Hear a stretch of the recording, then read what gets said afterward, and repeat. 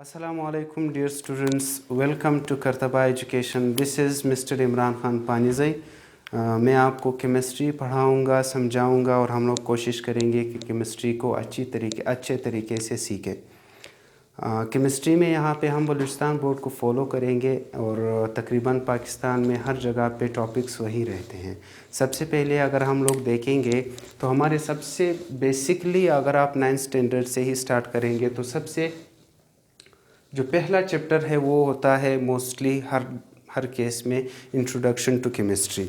Introduction to chemistry का basic है, लेकिन उससे पहले मैं आप लोगों को एक ब्रीफली साइंस का इंट्रोडक्शन दूंगा ताकि आपको कंप्लीट एक समझ हो कि केमिस्ट्री कहाँ से आई है. उससे पहले कि हम ये समझें कि केमिस्ट्री क्या है. तो अगर आप लोग देखोगे साइंस वर्ड लैटिन वर्ड से निकला है. लातीनी ज़ुबान को कहते हैं. लातीनी ज़ुबान में एक वर्ड है सांशिया, जिसका इंग्लिश में मतलब होता है नॉलेज. अगर आप उसको उर्दू में ट्रांसलेट करेंगे तो उसको कहते हैं इल्म. आम अल्फाज में, आसान अल्फाज में अगर आप कहना चाहोगे किसी भी चीज़ की इल्म को साइंस कहते हैं. उठना बैठना, किसी जानदार के बारे में, बेजान के बारे में, जो भी चीज़ सीखने और सिखाने के मुतल्लिक हो उसको हम लोग साइंस कहते हैं, जिसमें आप सीख सको, जिसमें आप सिखा सको. उसके अलावा अगर आप एक प्रॉपर एक्यूरेट डेफिनेशन की तरफ आओगे, मोस्टली लोग पूछते हैं साइंस की डेफिनेशन क्या है, तो आप कहोगे the knowledge based on observations and experimentations is termed as science. अब यहाँ पर इसका तर्जुमा तो बहुत आसान है. हम लोग अगर देखते हैं उर्दू में, हम ऑब्जर्वेशन को कहते हैं मुशाहिदा, एक्सपेरिमेंटेशंस को कहते हैं तजुर्बात. अगर हम लोग इसका सिर्फ तर्जुमा करेंगे तो हम कहेंगे तजुर्बात और मुशाहिदात के इल्म को साइंस कहते हैं. सवाल यहाँ ये पैदा होता है कि यहाँ पे वर्ड ऑब्जर्वेशन से और वर्ड एक्सपेरिमेंटेशन से हमारा बेसिकली क्या मुराद होता है. हम इसको समझने की थोड़ा सा कोशिश करते हैं. ऑब्जर्वेशंस मोस्ट डेफिनेटली ऑब्जर्व से निकला हुआ है. ऑब्जर्व्स हम आसान अल्फाज में ऐसा कह सकते हैं कि all those things which you feel, which you take from your 5 senses. We have, हमारे पास 5 सेंसेस होती हैं. तमाम लोगों में 5 सेंसेस पाए जाते हैं. अगर आप किसी भी चीज़ को देखते हो, सुनते हो, सूंघते हो, टच करते हो, टेस्ट करते हो, उस किसी भी चीज़ को देखने से आपके जहन में एक खाका बनेगा. उस खाके को आपको एक्सप्लेन करना पड़ेगा. फॉर एग्ज़ाम्पल, मैं इस मार्कर को देख रहा हूँ, इसका कैसा कलर है. फॉर एग्ज़ाम्पल, ये ब्लू है और ये सफ़ेद है, मैंने इसको देखा. ये देखना भी मेरा ऑब्जर्वेशन में आ जाता है. इसके अलावा आवाज़ प्रोड्यूस कर रहा है, मैं अपने कानों के करीब लेके जाऊंगा, आवाज़ प्रोड्यूस नहीं कर रहा, ये भी ऑब्जर्वेशंस में आ जाता है. इसके अलावा भी इमेजिनरी ऑब्जर्वेशंस भी आप साइंस में करते हो.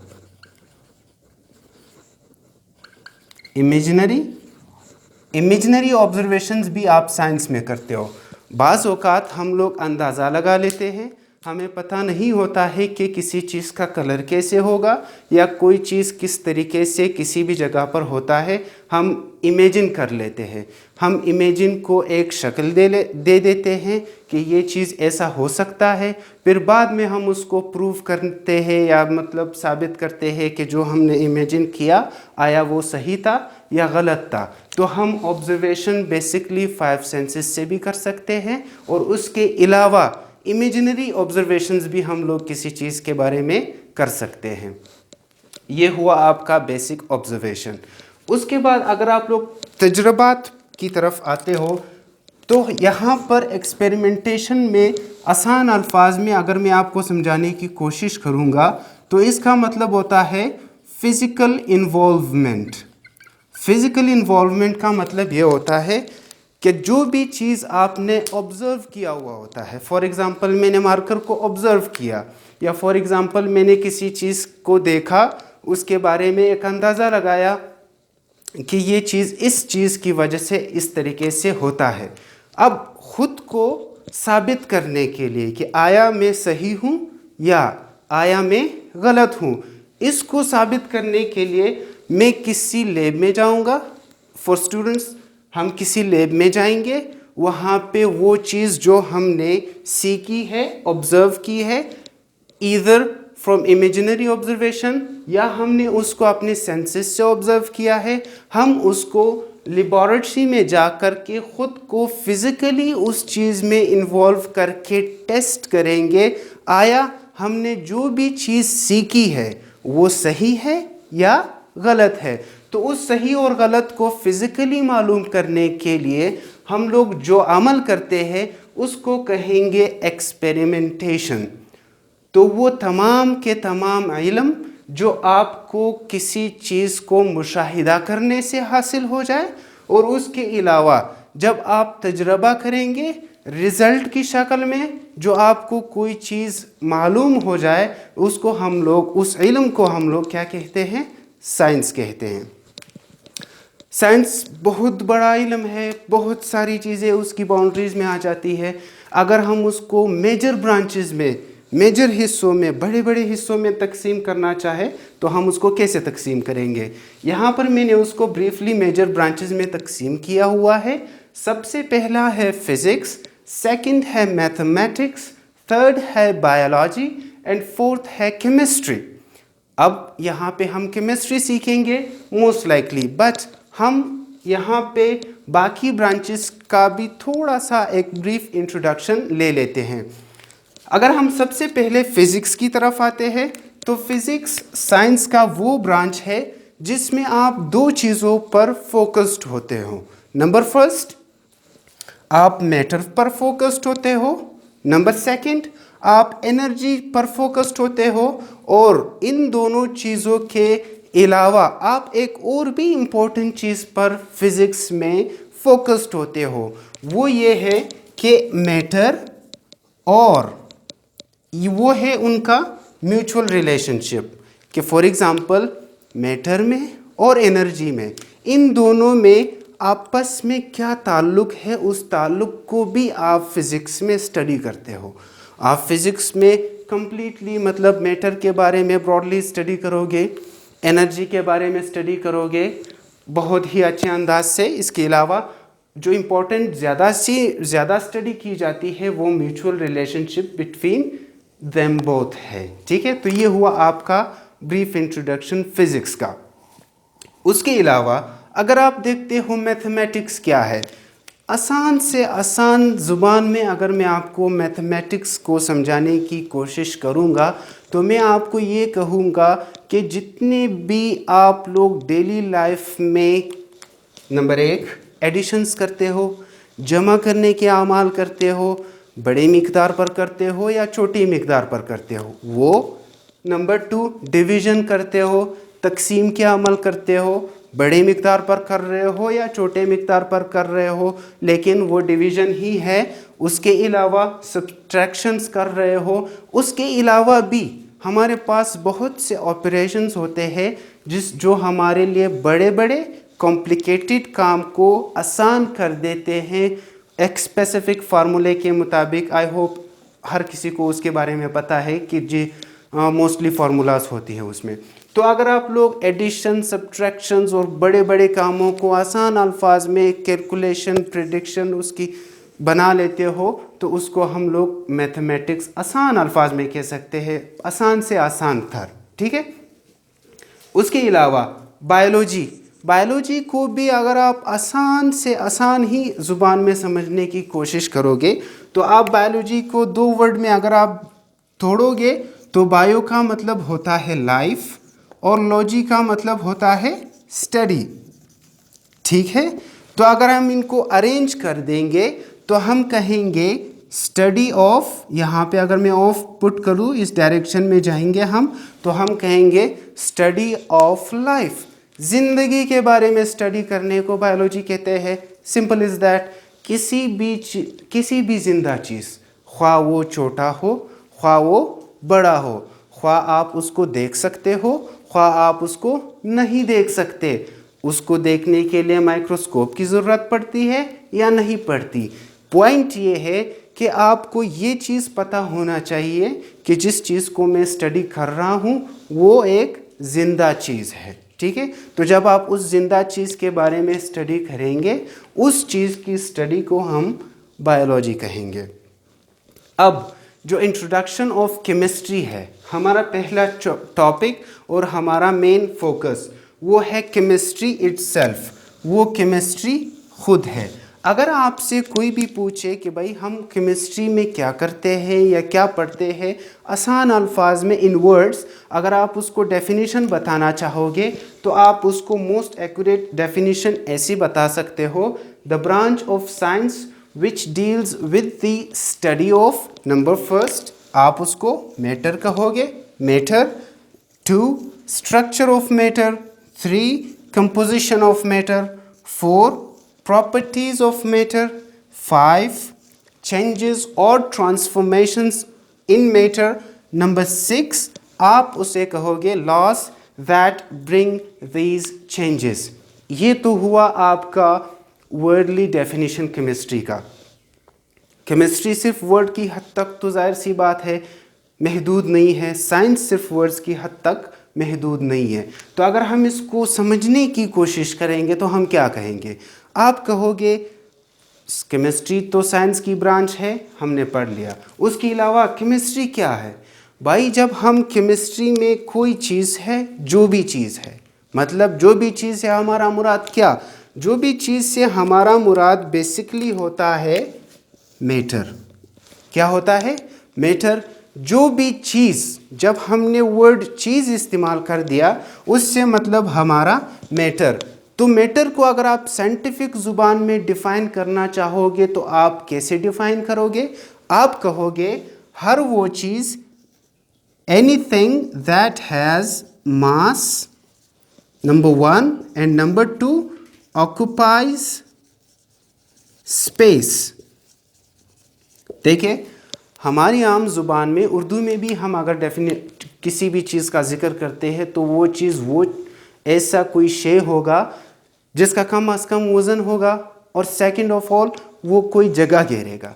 अगर हम मैटर की डेफिनेशन आसान अल्फाज में करना चाहेंगे तो हम ऐसा करेंगे, हर वो शे जिसका वज़न हो, नंबर 1, नंबर 2 उस वज़न होने के साथ साथ वो चीज़ थोड़ी सी भी जगह घेरे, मतलब हर वो चीज़ जो जगह घेरे और जगह घेरने के साथ वज़न भी रखे, उसको हम लोग मैटर कहते हैं।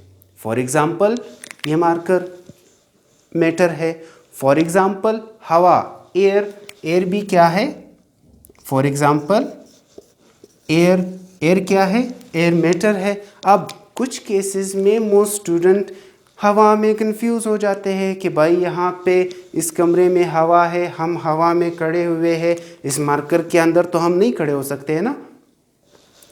तो अगर हम हवा को कंपैक्ट करेंगे, हम हवा को आसान सा एग्जांपल गुब्बारे में डालेंगे, या जब हम गैस किसी डब्बे में जब हम गैस भरते हैं, उस गैस को हम किलो करते हैं। किलो का मतलब है कि हम उसको, एक लिमिट होता है, उस लिमिट के बाद हम उस डब्बे में और गैस नहीं डाल सकते।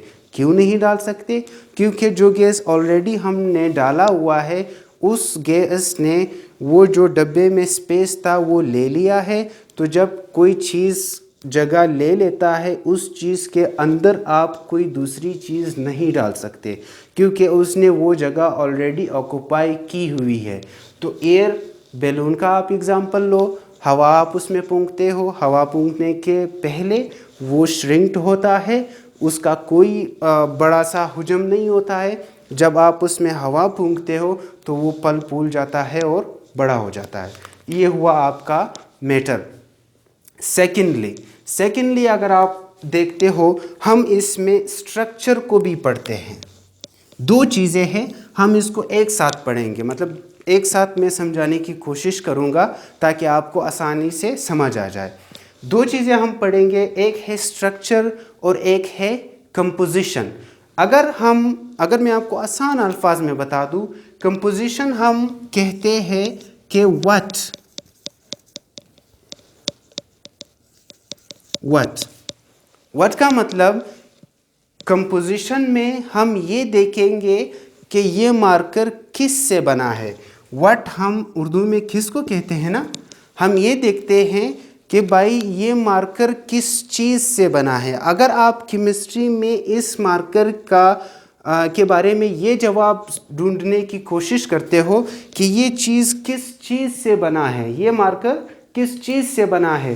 फॉर एग्ज़ाम्पल ये मार्कर प्लास्टिक से बना है। फॉर एग्ज़ाम्पल ये वॉल है हमारे पास, ये वॉल ईंटों से बना है। तो अगर आप ये जवाब ढूंढने की कोशिश करेंगे कि कोई चीज़ किस चीज़ से बना है, प्लास्टिक से बना है, लोहे से बना है, रबर से बना है, ईंटों से बना है, सीमेंट से बना है, किस चीज़ से बना है, उसका बेसिक एलिमेंट क्या है, उसको हम लोग कहते हैं कंपोजिशन।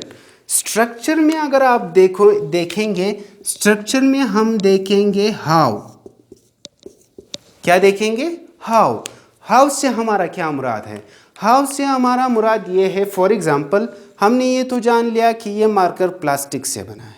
अब हम ये देखेंगे कि ये मार्कर प्लास्टिक से किस तरीके से बना है। फॉर एग्जांपल प्लास्टिक के तो शॉपर्स भी बनते हैं, प्लास्टिक से तो मग्स भी बनते हैं, प्लास्टिक के तो ग्लासेस भी होते हैं, प्लास्टिक के तो बहुत सारी चीज़ें होती हैं, हर चीज़ स्टैंड वगैरह सब कुछ प्लास्टिक के ही बने हुए होते हैं। लेकिन अगर अच्छा, तो ये मार्कर प्लास्टिक से किस तरीके से बना है? हमने प्लास्टिक को लिया है, उसको कॉम्पैक्ट किया है, किसी एक लंबे से ट्यूब नुमा स्ट्रक्चर में उसको कॉम्पैक्ट किया है। उस कॉम्पैक्शन की वजह से इसको एक लंबा ट्यूब पाइप नुमा बनाया है। उसकी वजह से उसके बाद हमने उसको नाम मार्कर का दिया हुआ है। तो ये जो हम बेसिक चीज़ यहाँ पे डिस्कस कर रहे हैं वो है अरेंजमेंट। अच्छा, जब आप एटम्स की अरेंजमेंट को पढ़ेंगे कि किस तरीके से एटम्स एक ख़ास चीज़ में किस तरीके से अरेंज हुए हैं, उसको आप लोग कहते हो कि हम लोगों ने किसी भी चीज़ का स्ट्रक्चर पढ़ा है। अब हमने ये पढ़ लिया, मार्कर है, गोल है, इसकी अरेंजमेंट एटम्स की हमने सारी की गोल कर दी है या कैसे की है, मतलब एक बहुत बड़ा ब्रॉड मिकदार में, एक बहुत बड़ी मिकदार में हमने इसको गोल तरीके का बना दिया है। तो अगर आप इसको पढ़ लोगे तो आप ये कहोगे कि आपने स्ट्रक्चर ऑफ मैटर को पढ़ लिया है। फोर्थ पॉइंट पे अगर आप लोग देखेंगे तो वो है प्रॉपर्टीज़ ऑफ मैटर। क्या है? Properties of matter. अच्छा, प्रॉपर्टीज़ को उर्दू में कहते हैं खसूसियात। ठीक है, अब खसूसियात से हमारा क्या मुराद होता है? खसूसियात में हम लोग तो उसकी क्वालिटीज़ बता देते हैं सिंपल आसान अल्फाज में। लेकिन अगर आप साइंस में जाते हैं, साइंस में फिर केमिस्ट्री में जाते हैं और फिर आप प्रॉपर्टीज़ की तरफ जाते हैं, तो हमारे पास बेसिकली प्रॉपर्टीज़ दो किस्मों की होती हैं। प्रॉपर्टीज़ कितनी किस्मों की होती हैं? दो किस्मों की होती है। नंबर फर्स्ट हमारे पास होती है फिजिकल प्रॉपर्टीज़, ठीक है, और नंबर सेकंड हमारे पास होती है केमिकल प्रॉपर्टीज़। केमिकल